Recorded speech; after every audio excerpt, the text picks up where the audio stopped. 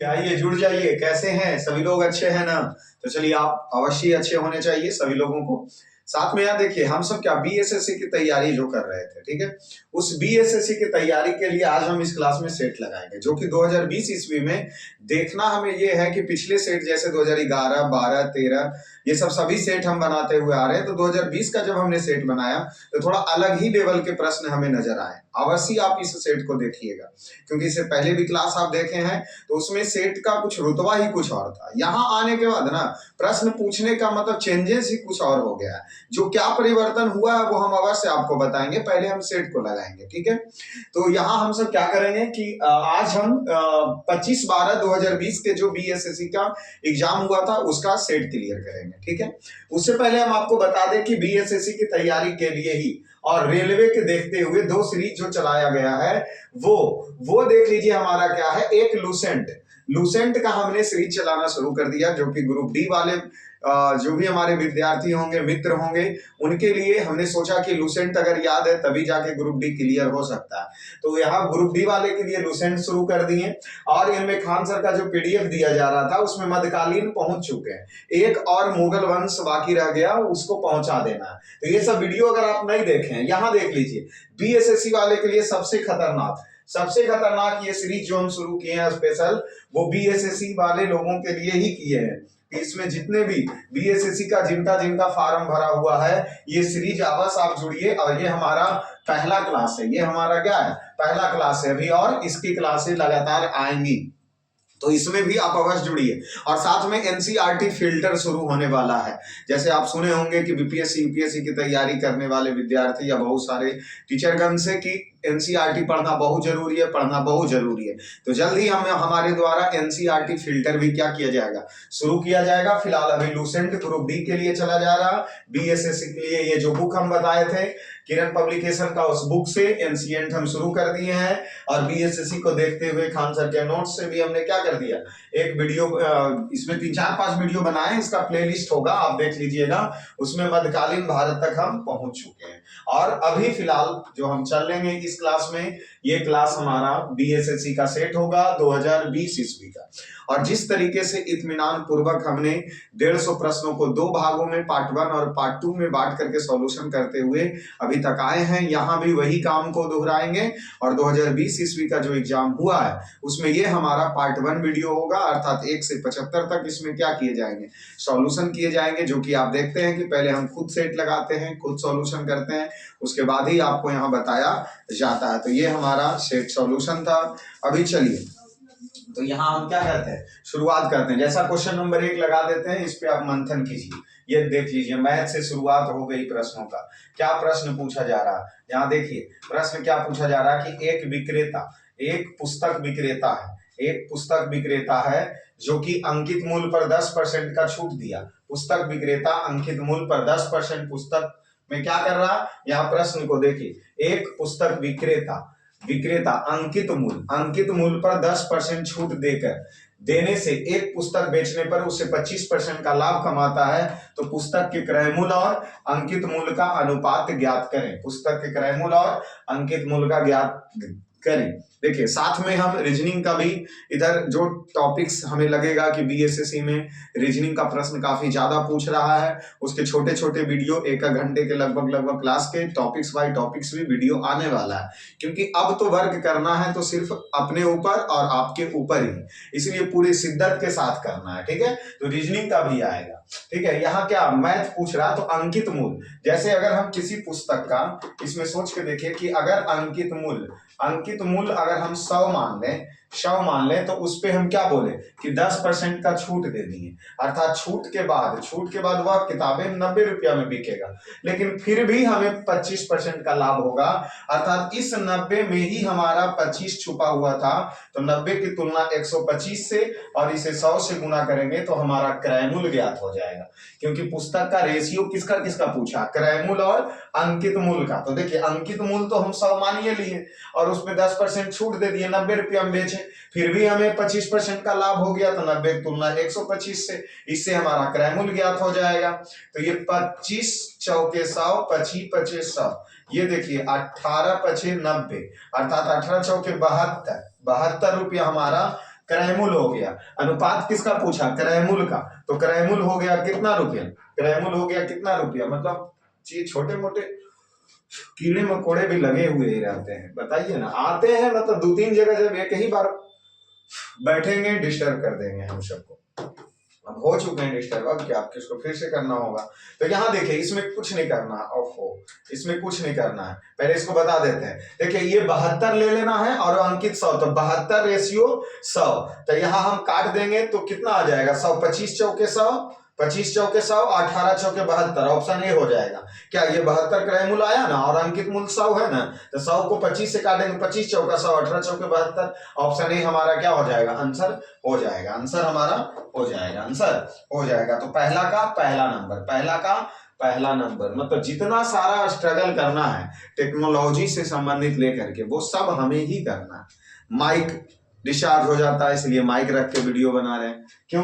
क्योंकि ना माइक रहेगा ना झंझट रहेगा, थोड़ा सा बाहर वाले आवाज डिस्टर्ब करेंगे वो ठीक है, लेकिन ऐसा हो जाता है कभी कभी कि क्लास लंबा ले लिए और माइक ही धोखा दे दिया तो पता चला आवाजें रिकॉर्ड नहीं हुआ, अब उस समय तो और रोना छूट जाता है। इसलिए माइक को ही हटा दो डायरेक्ट। हमें पता है कि जिनको पढ़ने का जुनून है वो अवश्य ही पढ़ लेंगे, हल्का फल्का अगर बाहरी भी आवाज आएगा उससे कोई डिस्टर्बेंस वाली बात नहीं है, ठीक है। इस उम्मीद से ही हम क्या करते हैं, माइक को हटा के डायरेक्ट वीडियो बनाना शुरू कर देते हैं। लाइट भी कम है, उससे कोई दिक्कत नहीं, हम मानते ही नहीं, हम सिर्फ मेहनत को मानते हैं। अगर मेहनत अच्छा है, अगर पढ़ाने के तरीके अच्छे हैं, समझाने का तरीका अच्छा है, लगातार अगर क्लास पे बने रहे, अवश्य ही फायदेमंद साबित होगा, अवश्य ही क्या होगा? फायदेमंद साबित होगा, ठीक है। और इसीलिए आप सबको भी बोलते हैं लगातार बने रहिए, लगातार बने रहिए, ठीक है। चलिए पहला प्रश्न तो हो गया हमारा, पहला प्रश्न तो हो गया, ठीक है, पहला प्रश्न तो हो गया। अरे भाई रुक जा रुक जा रुक जा रुक जा रुक जा, टेक्नोलॉजी रुक जा, एक ही बार में मतलब क्या क्या कर लोगे। चलिए ये पीडीएफ खोल के रखे थे ना, मतलब कि टेक्नोलॉजी को समझना इतना आसान नहीं है सर, टेक्नोलॉजी को समझना इतना आसान नहीं है। और फिर रुक जा भाई रुक जा रुक जा। चलिए चलिए चलिए आइए, तो फर्स्ट नंबर क्वेश्चन हमारा क्या हो गया? हो गया, फर्स्ट नंबर क्वेश्चन हमारा हो गया था। अभी दूसरे नंबर प्रश्न पे चलेंगे, दूसरे नंबर प्रश्न पे चलेंगे, ठीक है, ठीक है। ये छोटे मोटे क्या कर पाएंगे मेरे को डिस्टर्ब, कीड़े मकोड़े आते हैं जाते हैं, कोई बात नहीं, सब सही हो जाएगा, ठीक है। चलिए ये रहा हमारा क्वेश्चन नंबर पहला हो चुका। दूसरा नंबर प्रश्न, दूसरे नंबर क्वेश्चन आइए, दूसरे नंबर क्वेश्चन। अरे आजा भाई, आज पीडीएफ हम नहीं बनाए थे, ते भी नाराज हो क्या?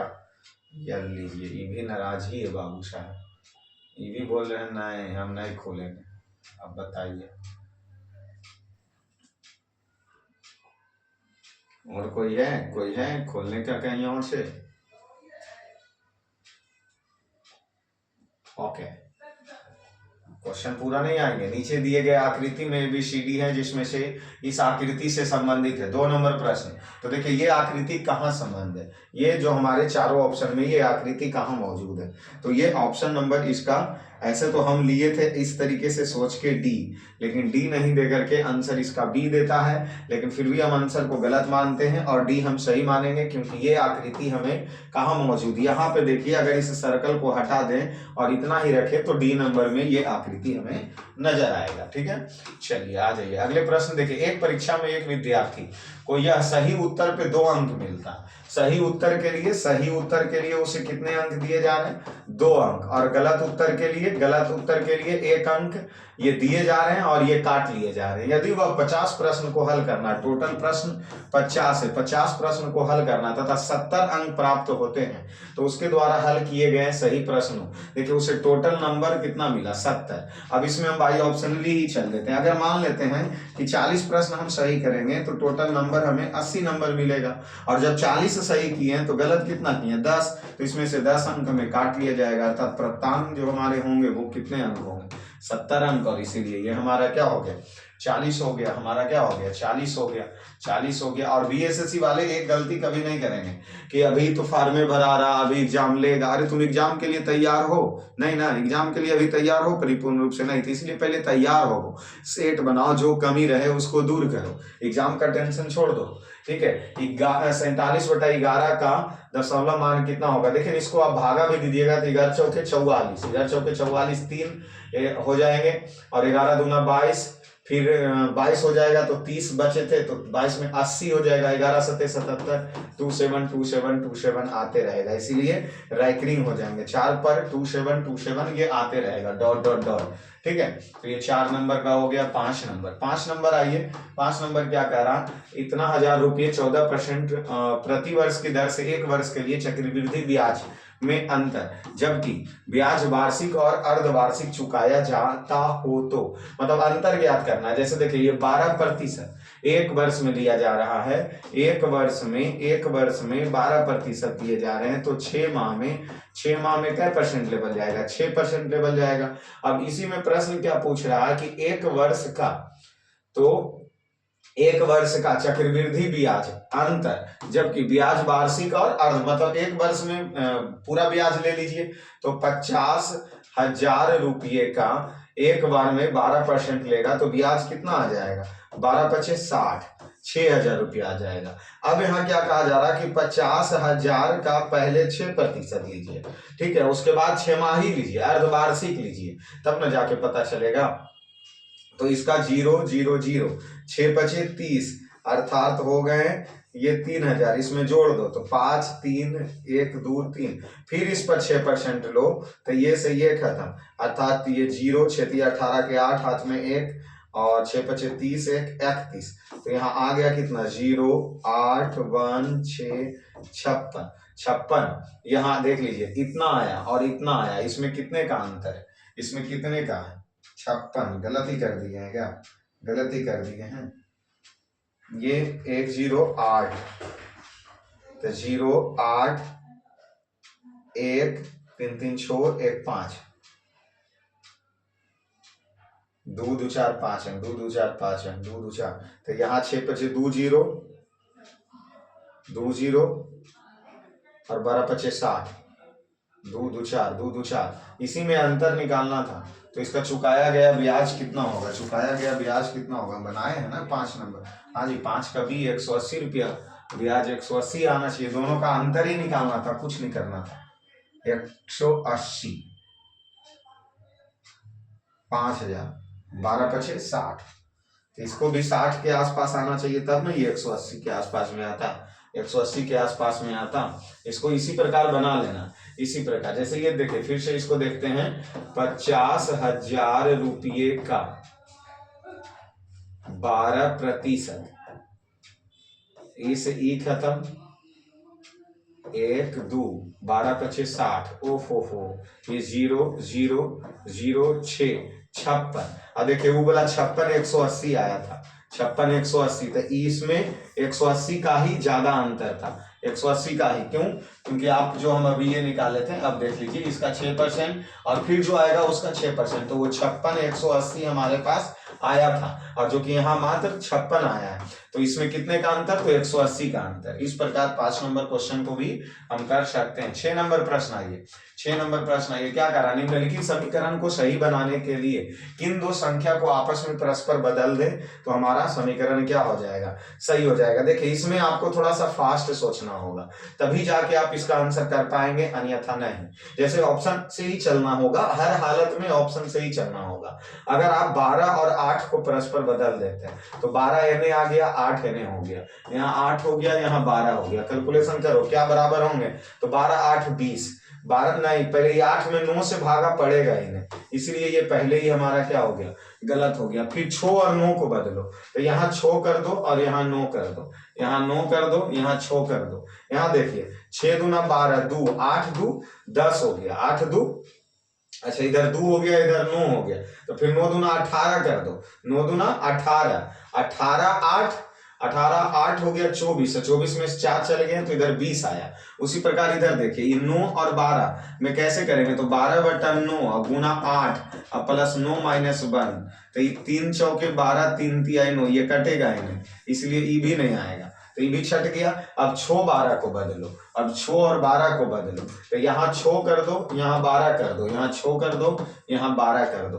तो यहाँ देख लीजिए 6 और 9 में काटेंगे, 6 और 9 में काटेंगे तो 8 प्लस 6 बटा 9 इंटू 12 माइनस 4 अब बराबर 6 भागा 12, और तो इसको क्या हो जाएगा 6 बटा 12 गुना 8 प्लस 9 माइनस 1 करना ही पड़ेगा हर हालत में। 6 दूना 12, 2 चौके 8, ये 9 4 क्या हो गया 13 में से 1 चला गया 12, इधर आ जाइए 3 दूना 6, 3 तिया 9, 3 चौके 12, 4 दूना 8, 8 8 16, 16 में से 4 चला गया 12, देखिए इधर भी 12 इधर भी 12, आंसर क्या होगा सी होगा, 6 का आंसर सी होगा। हर हालत में ऐसे प्रश्न को फास्ट दिमाग लगा के सॉल्यूशन करना ही उचित है। आप छोड़ के जाइएगा तो हो गया बीएसएससी, हो गया। इसमें क्या पूछा जा रहा है, इसमें पूछा जा रहा है कवि गायक लेकिन नर्तक नहीं है, मतलब कवि है गायक है लेकिन नर्तक नहीं है। तो देखिए कवि है, कवि क्या करा, कवि और गायक दोनों है, तो कवि होना चाहिए और गायक, लेकिन नर्तक नहीं होना चाहिए, तो ये टी होगा।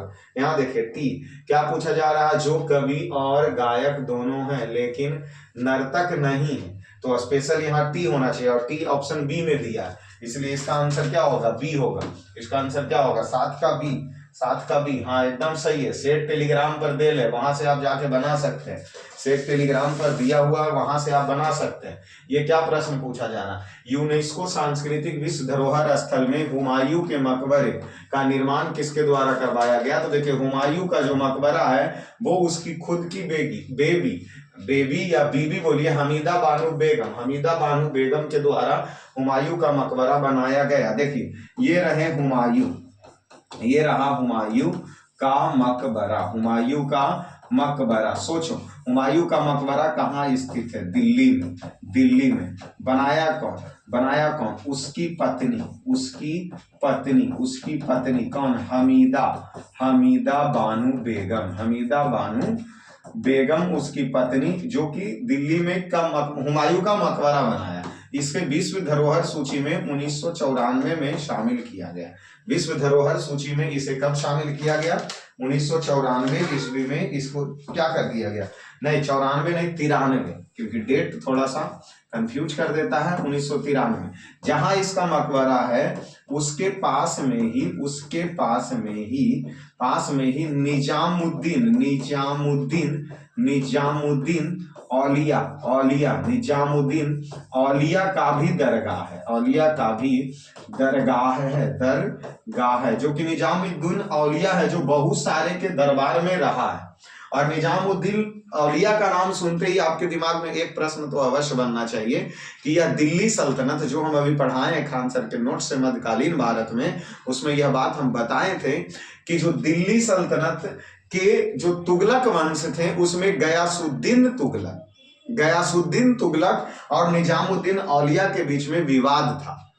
और जब बंगाल में विद्रोह को शांत करने के लिए दिल्ली से चलकर निजामुद्दीन औलिया बंगाल आया था, तब उस रास्ते में ही निजामुद्दीन औलिया मिला था। और वहीं पर निजामुद्दीन औलिया मोहम्मद गयासुद्दीन तुगलक को बोलता क्या है कि जनाब दिल्ली अभी दूर है, दिल्ली अभी दूर है। ऐसा इसलिए कहा गया था कि उनके खुद के मतलब निजामुद्दीन औलिया के द्वारा गयासुद्दीन तुगलक के भतीजे मोहम्मद बिन तुगलक के द्वारा हत्या करवा दी गई थी। और वो भी कैसे, गयासुद्दीन तुगलक की हत्या कैसे हुआ, लकड़ी का महल था उसमें रह रहे थे, उसमें आग लगा दिया गया था और उसी में वो जल गए गयासुद्दीन तुगलक। और ये बात जाके मोहम्मद बिन तुगलक दिल्ली में बताया कि हमारे चाचा जी तो फलना आपदा आ गया, आग से जल के मर गया।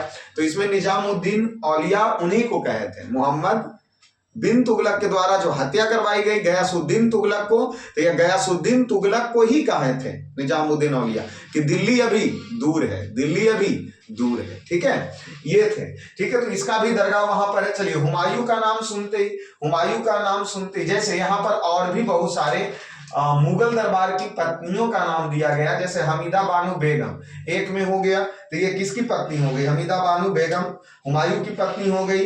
रुकैया बेगम अगर है तो वो अकबर की पत्नी है। ये रुकैया बेगम है जो अकबर की पत्नी है। प्रश्न पूछेगा अकबर की पत्नी कौन थे? रुकैया बेगम। ये मेहरुनिसा जहांगीर की पत्नी है। मेहरुनिसा जहांगीर की पत्नी है। और उसी प्रकार जहां आरा बेगम शाहजहां की पत्नी है। शाहजहां की क्या है? पत्नी है। कौन? जहां आरा बेगम। तो इस प्रकार आप ध्यान रख सकते हैं, हमीदा बानो बेगम हुमायूं की पत्नी, रुकैया बेगम अकबर की पत्नी, मेहरुनिसा जो जहांगीर की पत्नी है, और ये जहांगीर की 20वीं पत्नी थी। ये जहांगीर के 20वीं पत्नी थी। और मेहरुनिसा को ही नूरजहां के नाम से जाना जाता है। मेहरुनिसा के ही नूरजहां के नाम से जाना जाता था। और ये 20वीं पत्नी थी और इसकी अंतिम पत्नी थी। ठीक है, ये मुगल दरबार। और अभी हम इसके बाद जैसे मध्यकालीन भारत खान सर के नोट्स से जो हमने बोला कि उसको पढ़ा दिए, अभी मुगल दरबार ही पढ़ाना बाकी है। इसलिए चीजों को हम काफी अच्छे तरीके से खींच रहे हैं। और जल्द ही मुगल दरबार का एक वीडियो आएगा, 1.5 घंटे से तो प्लस ही रहेंगे, ये तो निश्चित आप सोच लीजिए। तो अब देखिए ये कौन से? ये मुगल वंश से हैं। कौन से वंश से हैं? मुगल वंश से हैं। देखिए हम ऐसा चाहते हैं ना कि जो हम या तो सेट मतलब जो क्लासों में रेगुलर क्लास ले रहे हैं उसमें पढ़ा चुके हैं या पढ़ाने वाले हैं, तो जो पढ़ा चुके हैं उसके तो नस्तो नाबूद कर दो। जब भी सेट में प्रश्न आए इतना उसको तोड़ो ना कि वो प्रश्न अगर पूछ दे तो उस पर 5 मिनट से 7 मिनट तक रुको एक प्रश्न पर। ठीक है, कि ताकि उसके पूरे बताई हुई चीज हमें क्या आनी चाहिए, याद आनी चाहिए। तब जाके पता चल जाएगा कि हम जो पढ़े हैं वो फायदा हमें कर रहा है या नहीं। ठीक है, इसी प्रकार को हम क्या मुगल वंश में जो मुगल वंश के संस्थापक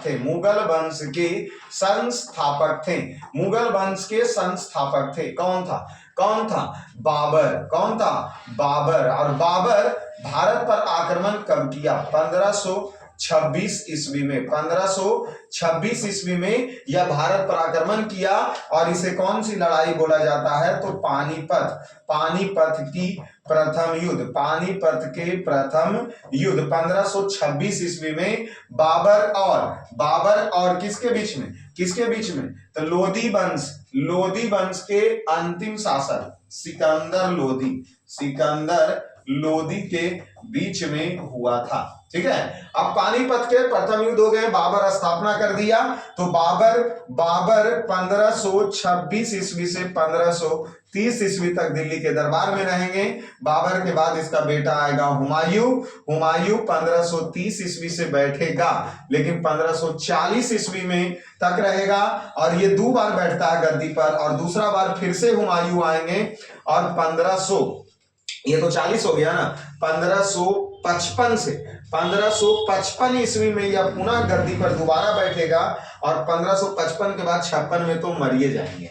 देखिए ये हुमायूं में क्या होता है, 1530 ईस्वी में गद्दी पर बैठा, 40 तक शासन किए। लेकिन 39 ईस्वी में आप जानते हैं कि 39 और 40 ईस्वी में 2 युद्ध होता है, एक वो कन्नौज के युद्ध, दूसरा बेलग्राम के युद्ध। तो कन्नौज के युद्ध 39 और बेलग्राम के युद्ध 40 ईस्वी में हुमायूं की हार हो जाती है शेरशाह सूरी के द्वारा, और यह दिल्ली के दरबार पे नहीं रहता है। अर्थात 1540 ईस्वी में शेरशाह सूरी दिल्ली के दरबार में बैठे थे, तो 1540 ईस्वी में शेरशाह सूरी गद्दी पर बैठा। लेकिन खुद किस्मत बहुत बुरी स्थिति की 1540 में बैठने के बाद 1545 ईस्वी में शेरशाह सूरी की खुद से क्या हो जाता, मृत्यु हो जाता। वो वे कैसे? कालिंजर युद्ध के दौरान वह कालिंजर अभियान जब करते हैं तो कालिंजर किला पर तोप से अटैक करते हैं, और वह तोप से किला में अटैक मतलब तोप चलता है, किला पर टकराते हैं और टकरा के आके वापस उन्हीं पे गिर जाते हैं। इस प्रकार शेरशाह सूरी की क्या हो जाती है, मृत्यु हो जाती है। लेकिन फिर भी शेरशाह सूरी अर्थात सूरी वंश चलता रहता, 45 में समाप्त नहीं होता, 55 में समाप्त होता है 1500। और उसके बाद उसमें 5 गो और भी उसके जो भी शासक बनते हैं, लेकिन सबसे अंतिम शासक 1555 ईस्वी में सिकंदर सूरी था। और सिकंदर सूरी और हुमायूं के बीच में पुनः युद्ध होंगे। और 1556 ईस्वी में हुमायूं फिर से गद्दी पर बैठे। 1556 में हुमायूं पुनः गद्दी पर बैठेंगे और 55 में बैठेगा और 56 में बैठेगा। 1555 में गद्दी पर हुमायूं बैठेगा और 56 में फिर से हुमायूं की मृत्यु हो जाएगी। फिर से नहीं, मतलब एक ही बार 1556 ईस्वी में हुमायूं की क्या हो गई, मृत्यु हो गई। वो भी कैसे, लाइब्रेरी पर, पुस्तकालय के सीढ़ी से गिर के। पुस्तकालय का नाम क्या है, दिनपनाह पुस्तकालय, और दिनपनाह नगर में स्थापना, अर्थात यमुना नदी के किनारे दिनपनाह नगर का स्थापना कौन करता, हुमायूं ही करता। और वहां एक पुस्तकालय, दिनपनाह पुस्तकालय लाइब्रेरी चलता है। उसी पुस्तकालय से गिर करके मृत्यु हो जाती है किसका, हुमायूं का मृत्यु हो जाता। उसी में एक व्यक्ति हैं जो कि हुमायूं के मृत्यु के बाद उन पे टिप्पणी करते हैं और ये कहते हैं कि हुमायूं आया और भटकते भटकते अपना जिया और लड़खड़ाते लड़खड़ाते गिर भी गया। और उसका नाम क्या, कोई पुल है, कौन पुल, लेन पुल के द्वारा यह कहा गया, जीवन भर लड़खड़ाता रहा और लड़खड़ाते में ही अपनी जान गंवा दी।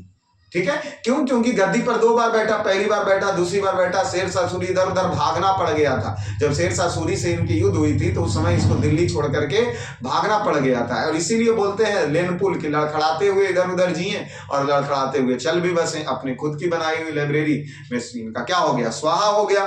तो इस प्रकार हमारा मुगल वंश, जो कि इसकी और भी बहुत अच्छे से कहानियां आपको सुननी है, तो जल्द ही हमारा क्लास आ रहा है खान सर के नोट्स पे। सिर्फ वो तो नोट्स का एक फॉर्मेलिटी रहेगा, उसके बाद उसमें जितना भी मटेरियल जोड़ना है वो हमारे खुद के कंटेंट उसमें क्या किए जाएंगे, जोड़े जाएंगे, खुद के कंटेंट उसमें जोड़े जाएंगे। चलिए आगे चलते हैं, आगे चलें चलिए। तब ना कहते हैं कि जो पढ़ चुके हैं या जो पढ़ने वाले हैं उसमें इतना उसको तेजी से लेकर के चलना है, कुछ कहो ही मत। क्वेश्चन नंबर 9 देखो क्या आ गया, करंट अफेयर के प्रश्न आ गया।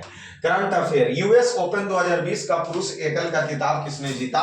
देखिए ये करंट अफेयर 2020 के हैं, इसलिए इस पे ज्यादा फोकस हमें नहीं करना है, लेकिन फिर भी इसका डोमिनिक थीरियस था। अब देखिए करंट अफेयर के बारे में हम क्या बोलते हैं, जैसे मंथली का अभी हमने जनवरी महीना, ये फरवरी चला तो जनवरी का एक वीडियो दी है जिसमें लगभग 250 जनवरी महीने के करंट अफेयर कंप्लीट किए जाते हैं, किए गए हैं। तो हमारा टारगेट ये है कि करंट अफेयर मंथली मैगजीन ही हम पढ़ेंगे, किन्हीं टीचरों या स्पीडी या एडिटोरिया वगैरह का, लेकिन 4 अलग अलग जगह से करंट अफेयर प्रत्येक महीने का कवर करेंगे। और समझ लीजिए कि 4 अगर अलग अलग जगह से कवर कर रहे हैं तो एग्जाम के लिए हम पूर्ण तैयारी के साथ चल रहे हैं, और इसलिए इसको महीना समाप्त होते ही तुरंत करना। महीना समाप्त हुआ और 10 तारीख से पहले इसको क्या कर लेना, क्लियर कर लेना। चलिए 9 के बाद आइए 10 नंबर में। देखिए 10 नंबर फिजिक्स है, जो कि ये प्रश्न अगर आप देखिएगा तो पक्का छोड़ के ही जाइएगा। ए और बी के तुल्य प्रतिरोध ज्ञात कर रहा। देखिए यहां से ये जुड़ा, यहां जुड़ा, यहां जुड़ा। देखिए ये जैसे ऐसे जुड़े हैं, फिर से इसको हम थोड़ा सा सीधा फिगर बना देते हैं। तो यहां देखिए ये 2 ओम है, ये 2 ओम है, और इसी फिगर को जो ऐसे घुमाया है तो हम इसको सीधा कर दिए। ये भी 2 ओम है, ये भी 2 ओम है। बताओ ये 2 ओम है तो इसको हम सब श्रेणी क्रम में कहेंगे तो ये टोटल प्रतिरोध कै ओम के हो गया, अर्थात 6 ओम के हो गया। उसके बाद यहां देखिए और यहां है, तो यहां से फिर क्रॉस करके एक प्रतिरोध इस तरीके से आए। तो देखिए समझने के लिए इसको हम ऐसे बनाते हैं और इसको समानांतर क्रम में जोड़ने का प्रयास करते हैं। तो ये वाला 4 ओम हो गया, ये 4 ओम हो गए, और उसी प्रकार फिर ई जोड़ा है। तो इसमें हम इसको कैसे बना देंगे, इसको फिर हम यहां से ऐसे नहीं, गड़बड़ हो जाएगा, गड़बड़ बीच में ऐसा करो। ये देखिए ये वाला देखिए, इससे भी जुड़ा है और इससे भी जुड़ा, तो ऊपर वाला ये 6 ओम हो गया, 6 ओम हो गए। यहां इसको जोड़ दो, यहां से इसको जोड़ दो, तो ये बीच में कितने ओम हो गए, बीच में 4 ओम हो गया। इसको इससे जोड़ दो, नहीं इससे इसको जोड़ दो, इससे इसको जोड़ दो, क्योंकि यहां देखिए ये ऐसे हैं, तो यहां इसको बीच वाला इसको लिया गया, तो बीच में ये 4 ओम हम ले लिए, और उसके बाद इस तरफ इधर से भी 4 ओम हम ले लिए। अब देखिए इसको समानांतर क्रम वाला 1/r वाला सूत्र लगाएंगे, 1/6 प्लस 1/4 प्लस 1/4। तो यहाँ जो हमारा परिणाम हो जाएगा वो 12 आ जाएंगे। 6 दूना 12, 4 तिया 12, 4 तिया 12, 3 दू 5 3 8, 8/12 हो जाएंगे, अर्थात r का मान 12/8 हो जाएगा। और इसको जब काट देंगे तो 4 दूना 4 तिया 12 और 4 दूना 8, 3.2 अर्थात 1.5 ओम इसका क्या हो जाएगा, प्रतिरोध हो जाएगा। 1.5 क्या हो जाएगा, प्रतिरोध हो जाएगा। साइंस को समझने के लिए हम अभी लुसेंट में एंट्री ले चुके हैं, क्योंकि बीएसएससी को तो नहीं छोड़ेंगे, और साइंस जब अगर बीएसएससी के लिए पढ़ेंगे ना तो ग्रुप डी में भी उखाड़ फेंकेंगे। इसलिए जब ऐसा ऐसा प्रश्न पूछ रहा तो अवश्य पूछने दो। सेट हम इसीलिए बनाते हैं कि क्या हमको पढ़ना चाहिए और क्या नहीं पढ़ना चाहिए। देश का पहला फ्रेट विलेज मालभाड़ा गांव ये वाराणसी को बना था। इस प्रश्न का कोई अस्तित्व नहीं, सिर्फ दिमाग में बैठा लीजिए। मालभाड़ा गांव सबसे पहले कौन? वाराणसी। मालभाड़ा गांव कौन? वाराणसी। अगले प्रश्न आ जाइए। निम्नलिखित में कौन सा लौह अयस्क का सर्वोत्तम गुण है? देखिए ये जितने ऑप्शन दिए हैं ना वो लौह अयस्क है। वो क्या है? लौह अयस्क है। जैसा कि आप जानते हैं पहले से कि हम क्या जानते हैं, ऐसे याद करते थे ना, हेमेटाइट। हेमेटाइट। दूसरा मैग्नेटाइट। मैग्नेटाइट। मैग्नेटाइट। तीसरा सीडेराइट। सीडेराइट, ये तो क्लास 11 से ही याद है। चौथा लिमोनाइट। लिमोनाइट। लिमोनाइट। इसमें देखिए प्रश्न कैसे पूछ दिया। पूछ क्या रहा कि इस अयस्क में सर्वोत्तम गुण किसका है? तो देखिए सर्वोत्तम गुण हेमेटाइट का होता है, जिसमें 72% लौह मात्रा पाई जाती है। लौह मात्रा कितना परसेंट पाया जाता है? 72% के आसपास लौह मात्रा। हेमेटाइट में 70% के आसपास लौह मात्रा पाई जाती है। लौह मात्रा पाई जाती है, लेकिन यहां सर्वोत्तम पूछा इसीलिए हम मैग्नेटाइट देंगे। लेकिन अगर पूछ देता भारत में सबसे ज्यादा, भारत में सबसे ज्यादा किस प्रकार, भारत में सबसे ज्यादा किस प्रकार के लौह अयस्क मौजूद हैं, तब हम अगर पूछता भारत में ज्यादा, ये है भारत में ज्यादा। भारत में ज्यादा अगर कौन है तो लगभग 80% के आसपास हेमेटाइट से ही लौह की प्राप्ति हमें की जाती है। हेमेटाइट से ही लौह की क्या किया जाता? प्राप्ति हमें किया जाता। लगभग क्या परसेंट? 80% के आसपास। 80%। क्यों?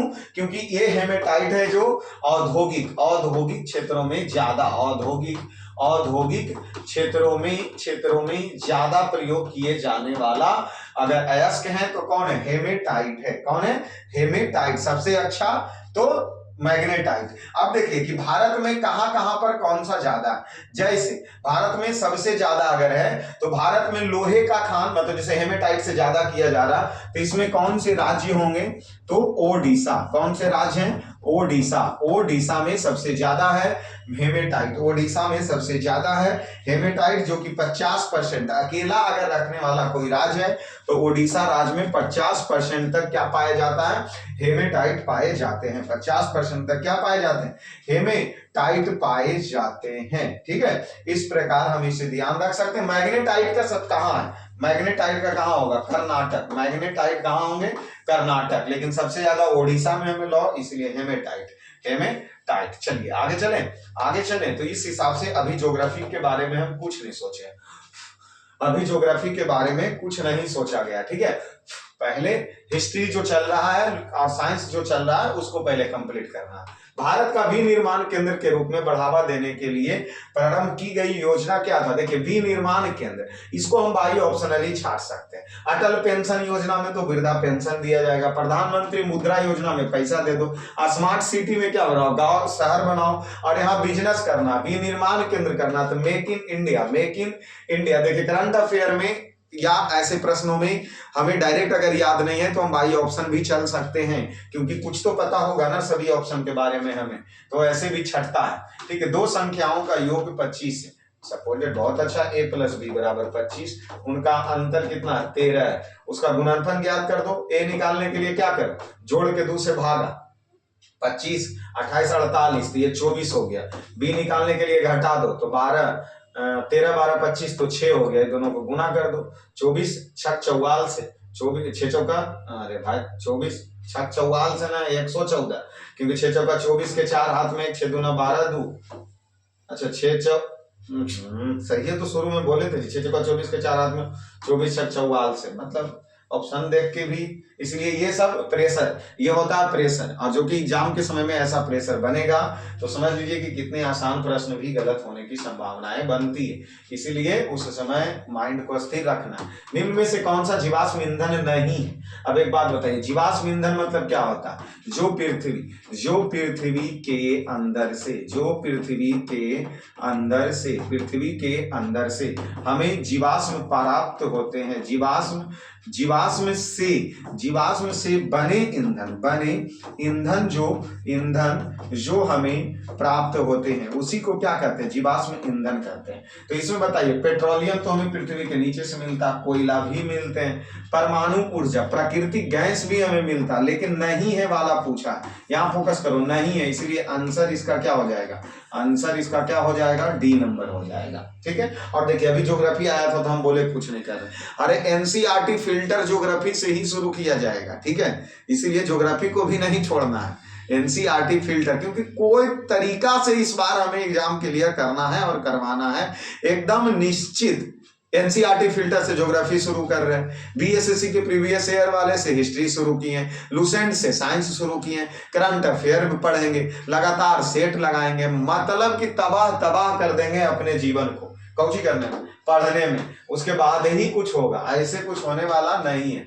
यदि 12 पेन का क्रयमूल 8 पेन के विक्रयमूल के बराबर है तो लाभ प्रतिशत, एक बार होता 12 गो पेन बेचेंगे जो कि 8 पेन के क्रयमूल के बराबर होगा, कई गो पेन एक्स्ट्रा बच रहा, 4 गो, कितना पेन में, 8 पेन में, परसेंट के लिए 100, 4 दूना 8, टोटल एकदम 50% के फायदा उठा के हम पेन को बेच रहे हैं। 16 का सी हो जाएगा, 16 का सी। 17 नंबर देखिए, इसको कोड में उतना लिखा गया, आर को क्या लिखा जाता, 18, यू 21, एस 19, 8, हमको तो लगता कुल के जोड़ दो, 8 और 9 8 17, 1 18, 18 8 26 के 6, हाँ जोड़ दो आ जाएगा। गर्ल्स को तो जी तो 7 9, तो कैसे जोड़ो, 7 9, आर 18, के एल 12, तो ये 12 8 कितना हो गया, 30 हो गया, और 9 7 16 46, अर्थात 30 और 16 46, 17 का बी। अब मतलब एग्जाम फास्ट सॉल्यूशन नहीं करेंगे तो सोचिए आओ कि एग्जाम करेंगे जी, वहां तो और टेंशन नहीं रहता। तुर्कमेनिस्तान की राजधानी कहाँ, अशगाबाद। बताइए ताशकंद किसका, तजाकिस्तान की राजधानी कहाँ, ताशकंद समझौता से रिटर्निंग लौट रहे थे तो उनकी मृत्यु हुआ था, अरे तजाकिस्तान लिख दिए, उज्बेकिस्तान। आज वाला जो सेट हम लगाएंगे उसमें राजधानी पूछा है, मतलब ज्योग्राफी भी पढ़ना हमें जरूरी है, और वो भी विश्व वाले बहुत सारे राजधानी पूछ दिया। अबू धाबी किसका, अबू धाबी यूएई, संयुक्त अरब अमीरात। और ये अंकारा तुर्की का, अंकारा या टंकारा देता है तो तुर्की का। और एक अफगानिस्तान के हमें याद आ रहा था, काबुल अफगानिस्तान के, अफगानिस्तान के, मतलब ये तो तय है कि एशिया का ही पूछा, तो अभी हमें एशिया का सभी राजधानी क्या होगा पढ़ना पड़ेगा, सभी राजधानी, और उसका मुद्रा भी देख लेना होगा, देख लेंगे। अभी पहले करते जाइए, जो क्वेश्चन बार बार डिस्टर्ब करेगा उसको नहीं छोड़ेंगे, ठीक है। लोकसभा में अनुसूचित जाति के लिए कितना सीट है, 84 सीट है। अनुसूचित जाति के लिए अगर पूछ दिया है तो 84, अर्थात एससी। जैसे पहले समझो, गौर से समझो, क्योंकि इस पे खेला हुआ है 2020 में और प्रश्न हमेशा खेल जाएगा। तो लोकसभा में टोटल पहले 545, अर्थात होते तो थे 543 प्लस 2 होता था एंग्लो इंडियन, जो कि इसकी राष्ट्रपति के द्वारा यह चुना जाता था, लेकिन 2020 ईस्वी से 104वां संविधान संशोधन के द्वारा इसे क्या कर दिया गया, इसे समाप्त कर दिया गया है। वो भी कब, जैसे ये बिल पारित दिसंबर 2019 में हुआ था, ठीक है, ये बिल पारित हुआ था। और इसे क्योंकि ये करंट के प्रश्न, इसीलिए हम इसको ज्यादा पेचीदा खींच रहे हैं, तो पारित दिसंबर 2019 को हुआ था। इसे राष्ट्रपति के पास भेजा गया 21 जनवरी, इस पर क्या दे देते हैं, 21 जनवरी 2020 को राष्ट्रपति इसको वैल्यू दे देता, और ये 25 जनवरी 2020 से क्या हो जाता, लागू हो जाता, 25 जनवरी 2020 से लागू हो जाता। तो इस प्रकार तो ये 2 को क्या कर दिया गया, 2 एंग्लो इंडियन को समाप्त कर दिया गया, ठीक है। अब लोकसभा में टोटल 543 सीट में एससी का 84, एससी से कम है एसटी, तो एसटी का 47, 47, बाकी जनरल बच गए 412 सीट। तो इस प्रकार एससी पूछा अनुसूचित जाति 84, एसटी तो 50 से कम ले लेना 47, बाकी जो बचा वह लोकसभा के जनरल सीट हो जाते हैं। ठीक है, तो ये 84, तो इसको अवश्य तुम ध्यान रखो, इसको अवश्य ध्यान रखो। 2020-19 के 104वां संविधान संशोधन की बात कही जा रही है, प्रश्न यहां से छपेंगे, अवश्य ही छपेंगे, संभावित प्रश्न जब बनता है। ठीक है, पोर्टो नोवा निम्नलिखित में से किस देश की राजधानी है? पोर्टो नोवा निम्नलिखित में से किस देश की राजधानी? देखो पोर्टो नोवा है जो खुद राजधानी ही है, राजधानी तो किसकी राजधानी है? पोर्टो नोवा। हम बोले थे ना कि प्रश्न पूछ रहा, तो बेनिनिया की राजधानी कहाँ? बेनिन की राजधानी पोर्टो बेनिन की राजधानी पोर्टो नोव है। ठीक है, तो इसी प्रकार लाइबेरिया की राजधानी कौन सी हो जाएगा? मोनरोविया क्या हो गया? लाइबेरिया की राजधानी। अंगोला किसकी राजधानी है? अंगोला लुआंडा की राजधानी अंगोला हो गया। समझ रहे हो इसमें कौन राजधानी है? दिमाग में घुस रहा, राजधानी ई है। जैसे अंगोला की राजधानी लुआंडा, लाइबेरिया की राजधानी मोनरोविया, बेनिन की राजधानी बेनिन की राजधानी पोर्ट नो, गेबोन की राजधानी लिब्रेविल, ऐसे होता है लिब्रेविल ऐसे ही है ना, लिब्रेविले। इस प्रकार हमने बोला था कि 2020 में राजधानी, दो प्रश्न यहां देख लीजिए छपा है। ठीक है, तो ज्योग्राफी का भी सुफड़ा साफ करने का प्लान बनाना है। निम्नलिखित में कौन से खनिज मोनाजाइट रेत से प्राप्त होता है?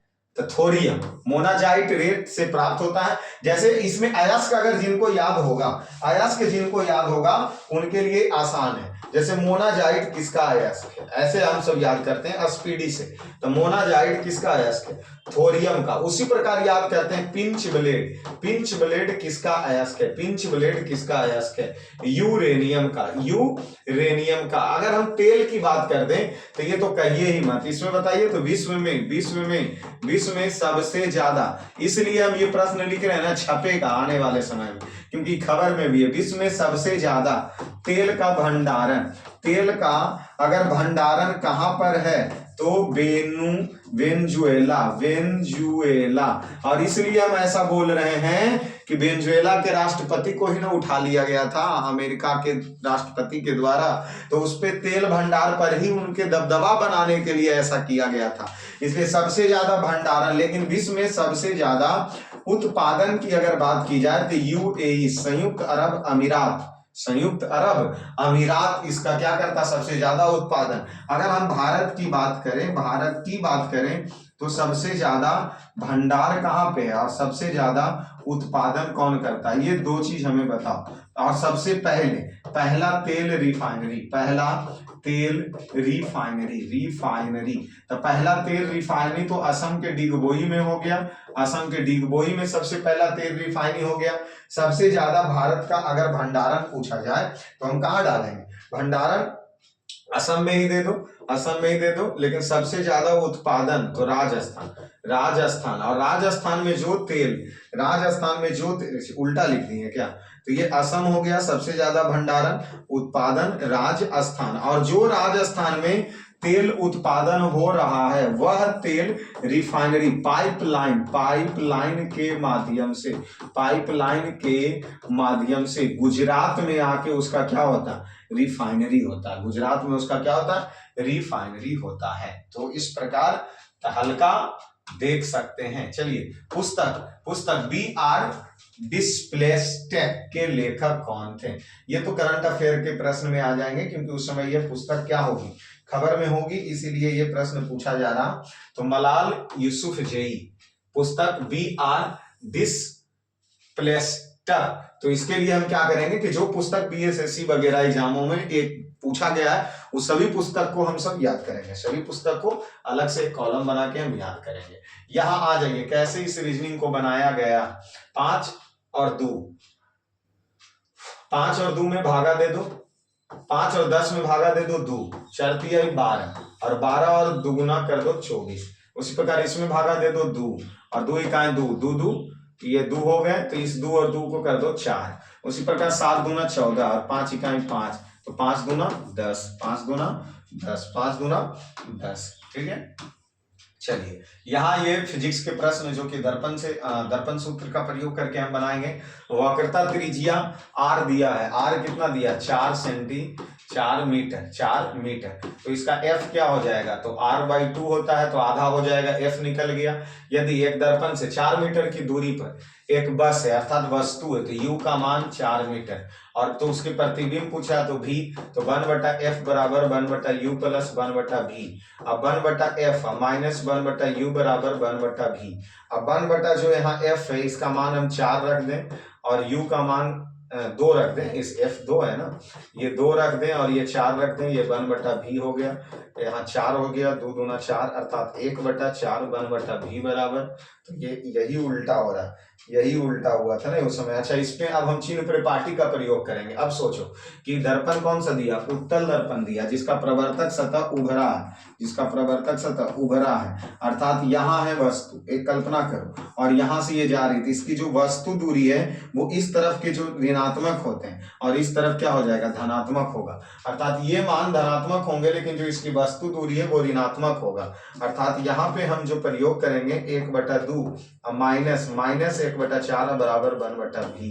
अब यहाँ जो हम माइनस माइनस प्लस 1/2 और प्लस 1/4 का प्रयोग करेंगे तो ये 4 हो गया और 2 हो गए, 1 हो गया, अर्थात 3/4 1/v बराबर v का मान 4/3 हो जाएगा, अर्थात v 1.33। और इसमें हमेशा दर्पण के कहाँ बन रहा, पीछे बन रहा, दर्पण के पीछे बन रहे हैं। तो ये हमारा हो गया दर्पण का पीछे। देख रहे हो ना विनोद, चिन्ह परिपाटी का प्रयोग अगर नहीं करते तो 4 आता, लेकिन यहाँ चिन्ह परिपाटी का प्रयोग करके ही चलना है, क्योंकि जो प्रश्न बनाने वाला है वो काफी समझदार होंगे आपसे, इसलिए 4 भी ऑप्शन में दिले हैं और 1.33 भी दिले। तो फर्स्ट बार अगर निशान को मिस करके बनाएंगे तो लगेगा अरे तरीके हम तो सही बना दी, सही बना दी, तो वहां आप मिस खा जाइएगा। 24 के बाद 25 नंबर प्रश्न, 25 नंबर प्रश्न आइए, क्या दिया, इतना का 9 माह के लिए 4% प्रति वर्ष के दर से चक्रवृद्धि ब्याज क्या होगा यदि ब्याज तिमाही है। कै महीना, कै महीना, 9 महीना, 9 महीना, ठीक है, 9 महीना के लिए ले रहा, तो 3 तिहाई 9, 4% वार्षिक ब्याज दर से पैसा इतना दे रहा, ठीक है, इतना दे रहा, ठीक है, पैसा इतना दिया। अच्छा ठीक है, इसका टाइम कितना दिया, 9 माह। अगर इस हम 9 माह को 4 से गुना कर दें तो 9 चौके 36 माह हो जाएगा, क्योंकि यह बताएंगे, तो 36 माह हो जाएगा अर्थात 3 वर्ष हो जाएगा। ठीक है, अब इसका ब्याज जो है वो 4% है, इसको 4 से भागा दे दो, क्योंकि जैसे ही हम समय बढ़ाएं तो जितना समय बढ़ाएं उससे इसका भागा दे देंगे। तो यहाँ मतलब 3 वर्ष के लिए हमें 1% निकालना होगा, 1%। अब एक बात समझो कि 100 रुपया हम किसी को दे रहे हैं और 1% पे दिए, तो 100 से 101 लिए, अब ऐसी 3 वर्ष के लिए दिए, तो ये 100 और ये 101, इसको गुना किए तो 2 2 4 6, 1 2 3 4 5 6, यहाँ देख लो 2 2 4 1 5। अच्छा उसको छोड़ो, यहाँ आ जाओ, इसको जब हम गुना करेंगे तो 1 30 और 31, 1 30 31 आएगा। ये हमारा मूलधन अगर मानते हैं तो इसमें ब्याज, तो इसमें देख लीजिए कि कितना पैसा आ रहा, कितना पैसा में आया, 30 31, लेकिन यहाँ 2 2 4 6, 1 0 बढ़ गया था, 1 0 बढ़ गया। अगर इसमें हम 1 10 से भागा दे देंगे, 10 से क्या कर देंगे, भागा ही देना होगा, हाँ 10 से, 10 से भागा ही देना होगा, तो क्या आ जाएगा हमारा, इधर 1 और आएंगे 1, ठीक है, 30 31 1, 30 301, 30 301 ऐसे आएंगे गुना करेंगे तो, ठीक है, तो 30 301 इतना, मतलब 30 30 1, इस तरीके से हमारा ये हो जाएगा, क्या हो जाएगा, ब्याज हो जाएगा। इसमें थोड़ा सा कॉमन सेंस लगाया गया है कि जो हमारे महीने हैं उसको क्या कर दिया गया, 4 से गुना कर देंगे ताकि 9 चौके 36, 9 चौके 36, उसमें नाम से ब्याज दर निकल जाए, ब्याज दर निकल जाए, ठीक है। चलो 25 के बाद 26 नंबर आओ, पी क्यू आर 1 लिया, अगर हम 1/3 पी मानते हैं, क्यू मानते हैं, आर मानते हैं, तभी जाके इसका मान क्या आएगा, 1 आएगा। तो अर्थात अगर हम पी का मान, क्यू का मान, आर का मान, सभी का मान 1/3 लेते हैं तो इसका परिणाम हमें कितना आता है, इतना आता है, ठीक है, इतना आता है, ठीक है। उसके बाद देखिए, और उसमें उतना भी आता है, तो इसका रेशियो पूछा था, 1 1 1 हो जाएगा, इसमें भी 1/3 1/3 सब में रखेंगे ना, 1 आएगा, कितना आएगा, 1 आएगा। तो इसका फर्स्ट ऑप्शन हमारा हो जाएगा आंसर। क्या जी, मतलब कि जब हम मूड में हम रहते हैं तो ये मूड को तोड़ देता है। बताइए, देख रहे हो विनोद कितना डिस्टर्ब कर रहा है ये छोटे छोटे कीड़े मकोड़े। ये कह रहे हैं कि तुम छोड़ के भाग जाओ, हम कह रहे हैं तुम छोड़ के भाग जाओ। अभी 26 प्रश्न ही पहुंचे हैं, 75 तक हमें पहुंचना है। कितने प्रश्न होता? 75। अब ज्यादा समय नहीं लगेंगे, अब ज्यादा समय नहीं लगेंगे, क्योंकि स्पीड लास्ट में वैसे भी स्पीड ही होता है। ठीक है, तो 26 तक चले हैं अभी, और है तो आराम से हो जाएगा। 15-20 मिनट में क्लासें निपट जाएगी। ठीक है, क्लासें निपट जाएगी, लेकिन प्रैक्टिस हमें लगातार क्या करना होगा, इसी प्रकार करते रहना होगा। ठीक है बाबू, प्रैक्टिस करते रहना होगा। बिना प्रैक्टिस का कुछ खेला हो नहीं सकता। ठीक है, इसीलिए क्या है, बहुत जरूरी, बहुत जरूरी। चलिए, इसके बाद जो लुसेंट का है वो बीमा आज शुरू हो जाएगा। आज बीमा का सोच रहे हैं कि इसके बाद क्लास बीमा का लिया जाए तो काफी अच्छा होगा, क्योंकि उसमें मात्रक के तो चीजें हम बता चुके हैं। तो आज बीमा डायमेंशन लेकर के अगर उसको निपटा दें तो प्रश्न पूछ रहा, क्योंकि अब इधर बीमा का प्रश्न फिर से पूछना शुरू कर दिया। बीमा का प्रश्न पुनः पूछना क्या कर दिया, शुरू कर दिया। इसलिए हमें बीमा पढ़ना बहुत बहुत बहुत जरूरी है।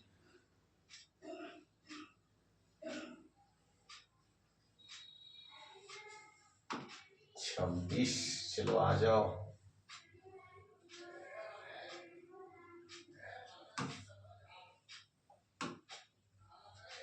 चलिए, इधर प्रार्थना भी शुरू हो गया, प्रेयर स्कूल का। कोई बात नहीं, हम सब अपना भी काम करते हैं, अब तो और मजा आएगा। चलिए, उसके बाद 26 के बाद चलते हैं 27। जापान का कौन सा बंदरगाह रेशम बंदरगाह के नाम से जाना जाता है? बोलिए कौन सा लगाइएगा? 27 का ओसाका, 27 का बी, ओसाका ही लगाना। 27 का क्या लगाना? डी लगाना, योकोहामा, योकोहामा। ठीक है, योकोहामा है। तो देख रहे हैं विश्व के भी प्रश्न डी हो गए इसके आंसर। इसमें वर्ग पूछे गए हैं। अब ऐसे 8 आएंगे, काउंट कर लीजिए, 1 2 3 4 5 6 7 8 होंगे। कितने वर्ग होंगे? 8 होंगे। निम्नलिखित में कौन सा भारत के पूर्व तट पर स्थित सबसे गहरा बंदरगाह? विशाखापत्तनम बंदरगाह। 29 का ए। हम बोल रहे हैं कि इसमें ज्योग्राफी बहुत प्रश्न पूछा। भारत का सबसे खरे पानी का झील चिल्का झील, उड़ीसा में। उड़ीसा में कौन से झील हो गए? चिल्का झील, जो कि खरे पानी का सबसे ज्यादा झील है। इस फिगर में बताइए, इस फिगर में क्या बोला जा रहा है? बेरोजगार युवा प्रदर्शित करने वाले। बेरोजगार युवा कौन कौन है? 3 है 5 6 7, 3 5 6 7, बी नंबर 31 का बी, 31 का बी। इसमें 8 का स्थानीय मान लिखना, तो यहाँ 8 लिख के 1 2 3 4 0, 1 2 3 4 0, फिर 2 0। और इसी में क्या पूछा? अंतर। तो ये 0 और 2, 0 और 2, तो इसको घटाओगे तो इतना आ जाएगा। तो 32 का डी। 33 नंबर, निम्नलिखित क्या पूछ रहा? निम्नलिखित में से किस मुगल शासक ने इस निंदा को दंडनीय अपराध घोषित किया था? जहांगीर। किसके द्वारा? जहांगीर के द्वारा किया गया था। श्रृंखला के पूर्ण पद, यहां से देख लीजिए कैसे कैसे। दुगना से 1 बढ़ गया, दुगना से 1 बढ़ गया, तो 15 दूना 30, 1 31। दुगना से 1 बढ़ जाएगा, दुगना से 1 बढ़ जाएगा। दिए गए विकल्पों में सब में से चयन कीजिए। यहाँ क्या दिया? चांदी, सोना, लोहा, पीतल में क्या किए गए शब्दों के समान है, चयन कीजिए। मतलब चांदी इस प्रकार में से कौन समान है? नीलम, हीरा, पन्ना, कासा। तो इसमें कासा समान है। इसमें क्या है? सोना, चांदी, लोहा, पीतल, कासा, ये सब एक समान होते हैं। तो डी नंबर इसका आंसर हो जाएगा। 35 के बाद चलिए 36 नंबर प्रश्न। क्या पूछा? आकृति मिलाओ। किसमें यह आकृति है? किसमें यह आकृति? इस तरीके की आकृतियां हैं कौन से फिगर में? क्या बोलोगे? यहाँ देखो, यहाँ देखो, ये आकृति किसमें चला जाएगा जो चारों हमें मिल सके। ये देखिए, यहां से इसको कट कट कट कट, इस फिगर में से हो सकते हैं। इस फिगर में से सी नंबर ये हो सकता है। कौन सा? 36 का, 36 का सी सही है। ये जो है फिगर इससे संबंधित है। चलिए आ जाइए, यहाँ ये फिजिक्स का एक प्रश्न दे दिया, इसमें ही समय लगेंगे, बाकी समय नहीं लगेगा। 10 न्यूटन का एक बल किसी m1 पर लगाए जाने पर उसका त्वरण इतना हो जाता है। m1, अच्छा m1 द्रव्यमान है, ठीक है। तो इसका पहले हम द्रव्यमान हमें निकालना होगा, किस वस्तु का कितना है। तो जैसे हम जानते हैं क्या, F बराबर m है, F बराबर m है। बल कितना लगाया जा रहा है? 10 न्यूटन। m1 निकाल रहे हैं, त्वरण का मान 10 है, तो ये 10/10 अर्थात m का मान क्या हो गया? 1 हो गया। m1 का मान 1 हो गया। उसी प्रकार दूसरा वस्तु है, तो F बराबर m2a। तो F बल इस पर भी 10 न्यूटन लगाए हैं, और यहाँ ए है जो इधर गुना में इधर आ जाएगा भागा, लेकिन इसका त्वरण 20 है, तो m2 का मान 1/2 हो जाएगा, 2 हो जाएगा। दोनों द्रव्यमान अगर हम जोड़ दें m1 प्लस और m2 इसी पे लगाना है, तो ये 1 हो गया और 1/2 हो गए, तो ये 2 हो गए और 3/2 इसका कुल द्रव्यमान। तो उसका क्या पूछा, त्वरण, तो F बराबर ma, बल लगाना है उतना ही, लेकिन m है 3/2, तो इसका a क्या हो जाएगा, तो 10 × 2/3, 10 20 और 3 3 छक 18, 3 छक 18, 6 दशमलव कुछ होंगे। 37 का बी, 37 का बी नंबर, 37 का बी। चलो आगे चलो। इसमें पूछ रहा है कि अनुदिश मोड़ने पर दिग्गज पैटर्न में से उसे 4 विकल्पों से ज्ञात करें कि इसको इस तरफ है, तो कौन से फिगर से ये बनेंगे। अब लाजमी है कि ये फिगर होगा, नहीं इसको अगर करेंगे तो मुंह इधर हो जाएगा, तो ये नहीं होगा, ये नहीं बनेंगे, ये फिगर बनेंगे, क्योंकि इसका मुख देख रहे हैं, उलटेंगे तो जस्ट एक दूसरे का विपरीत हो जाएगा, बी नंबर बनेगा। 38 का बी सही है, 38 का बी। 39 जैन तीर्थकर, बोल दीजिए स्वाहा, पढ़ चुके हैं। 24वां तीर्थकर पार्श्वनाथ, कौन धर्म, जैन धर्म। जितना हो सके 5 मिनट इस पे समय देना है हमें, 5 मिनट, जितना प्रश्न ज्यादा से ज्यादा बन सके। जैन धर्म में टोटल 24 तीर्थकर, अरे फटना रे कमीना, जैन धर्म में टोटल मतलब एक साथ, देखिए होता क्या, एक साथ 2 3 4 वो आके बैठ गया, अब फिर डिस्टर्ब कर दिया। अच्छा कोई बात नहीं, इतना ही रहने देते हैं आज के लिए, ठीक है, इस क्लास में इतना ही रहने देते हैं। उसके बाद जैन धर्म को लपेटेंगे पहले अच्छा से, क्योंकि इसमें ही समय हम 10 मिनट ले लेंगे, उसके बाद आगे तो समय नहीं लिया जाएगा, 75 तक पहुंच जाते, लेकिन इसको इतना ही पे अभी स्टॉप करते हैं, ठीक है।